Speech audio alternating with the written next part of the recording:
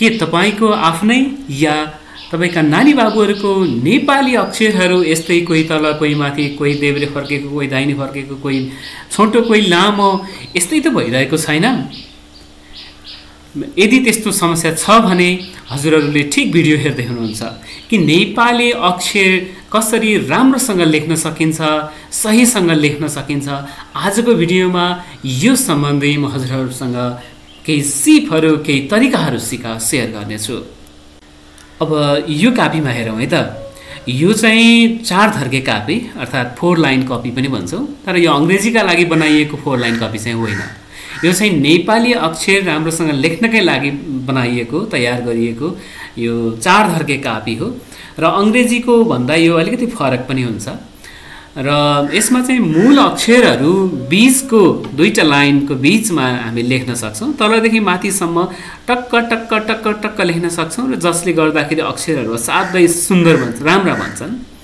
त्यसैले यो कापी प्रयोग गर्नका लागि नेपाली अक्षर त्यति राम्रो भइरहेको छैन भनेदेखि अथवा सानैबाट यो राम्रोसँग नेपाली अक्षरहरू बान्की मिलाएर लेख्न सिकाउनका लागि चाहिँ यो कापी अत्यन्त उपयोगी हुन सक्छ हैन। हजुरहरूले पनि यो कापीहरू खोजेर किनेर अथवा प्रयोग गर्न सक्नुहुन्छ हैन।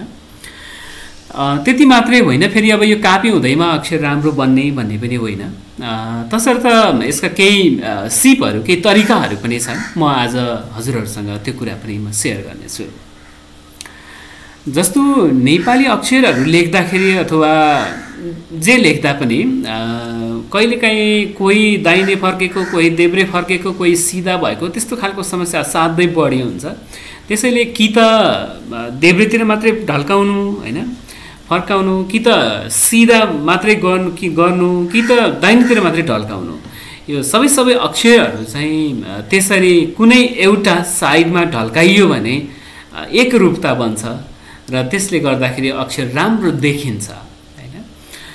दोस्रो भनेको नेपालीमा असाध्यै महत्त्वपूर्ण कुरा भनेको डिका दिने भन्छौँ नि हामी। हो, डिका दिँदाखेरि चाहिँ एकदमै सिधा दिनुपर्छ हैन।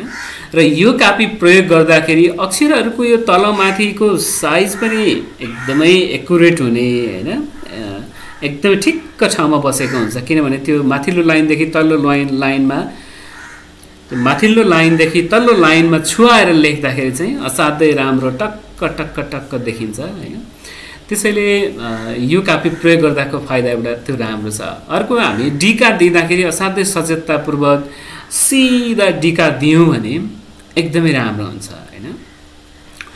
अनि अर्को, जस्तो हामीले उकार हैन, इकार त्यस्तो भन्छौँ हामीले हैन, ह्रस्व इकार, दीर्घ इकार भन्छौँ।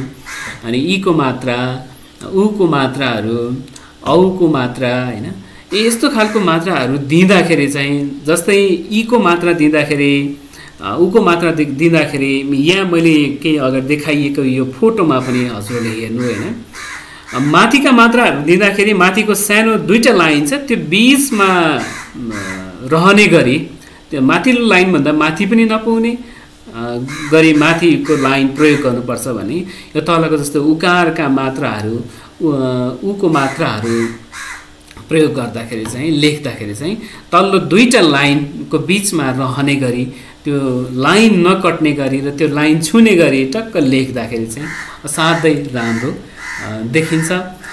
र अरू शब्दहरू पनि हेरौँ हैन, अरू शब्दहरू लेख्दाखेरि कस्तो देखिने रहेछ, एकैतर्फ ढल्काउँदाखेरि कस्तो देखिने रहेछ, ती मात्राहरूलाई कसरी लेखिने रहेछ। र त्यसका लागि चाहिँ यहाँ देखाइएको भिडियोमा देखाइएको फोटोलाई हजुरहरूले हेर्न सक्नुहुन्छ, पज गरेर पनि हेर्न सक्नुहुन्छ।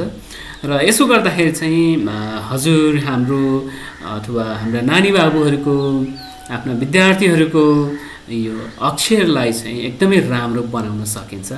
र त्यसका लागि हजुरहरूलाई एकदम अल द बेस्ट। आशा छ मलाई अब हजुरहरूले यो अक्षर राम्रो बनाउने यात्रा चाहिँ यहीँबाट प्रारम्भ गर्न सक्नुहुनेछ। हजुरहरूलाई यो भिडियो हेर्नुभएकोमा धेरै धन्यवाद। कस्तो लाग्छ भिडियो कमेन्ट गरिदिनु होला है त। हस्, धन्यवाद।